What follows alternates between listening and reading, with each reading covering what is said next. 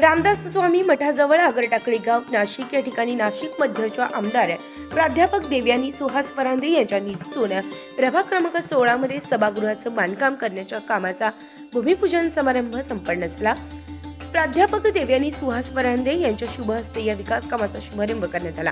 दरम्यान आमदार देवयानी फरांदे यांच्या स्थानिक विकास निधीतून सभागृहाच्या विकास कामांचं काम मार्गी लागल्यानं उपस्थित सर्व नागरिकांनी आमदार फरांदे यांचं पुष्पगुच्छ देत आभार व्यक्त केले। तसेच आमदार फरांदे यांनी यावेळी आपलं मनोगत व्यक्त केलं।